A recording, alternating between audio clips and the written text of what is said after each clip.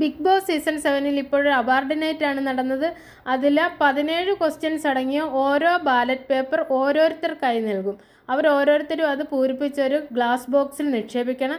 ഇത് സ്റ്റോർ റൂമിൽ വെക്കണം. അതിനുശേഷം ആർക്കാണോ കൂടുതൽ വോട്ട് ലഭിച്ചത് അതിനനുസരിച്ചായിരിക്കും അവാർഡ് ദാന ചടങ്ങുകൾ നടക്കുക.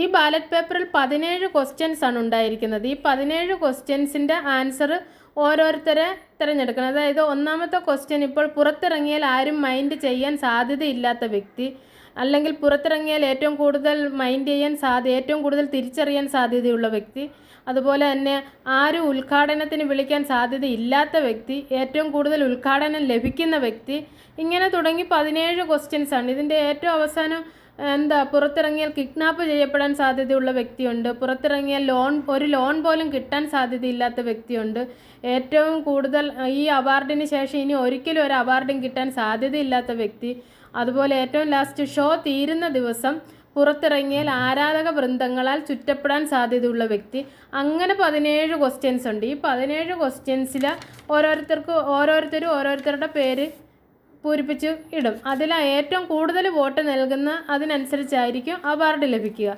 അങ്ങനെ ലഭിച്ച അവാർഡിൽ ഫാഷൻ ഐക്കോണായി തിരഞ്ഞെടുത്തത് ജിസേലിനെ ആയിരുന്നു.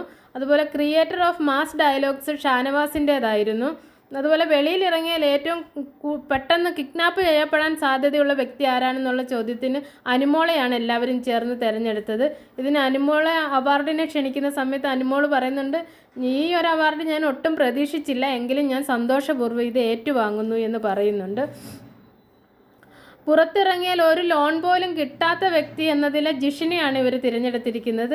ജിഷിൻ വന്ന് അവാർഡ് വാങ്ങിക്കുന്നു. അവാർഡ് വാങ്ങിച്ചിട്ട് ജിഷിൻ പറയുന്നുണ്ട്, എൻ്റെ പേരിൽ സ്വന്തമായിട്ടൊരു ബാങ്ക് ഉള്ളപ്പോൾ എനിക്കെന്തിനാ ലോണിൻ്റെ ആവശ്യമെന്ന് പറയുന്നു.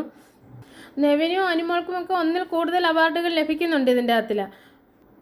ഏറ്റവും അവസാനമായി ഈ ഷോ തീരുന്ന ദിവസം ആരാധക വൃന്ദത്താൽ ചുറ്റപ്പെടാൻ സാധ്യതയുള്ള വ്യക്തി ആരാണെന്നതായിരുന്നു. ഇതിനു വേണ്ടിയിട്ട് എല്ലാവരും കൂടി ചേർന്ന് തിരഞ്ഞെടുത്ത വ്യക്തി അനീഷ് ആയിരുന്നു.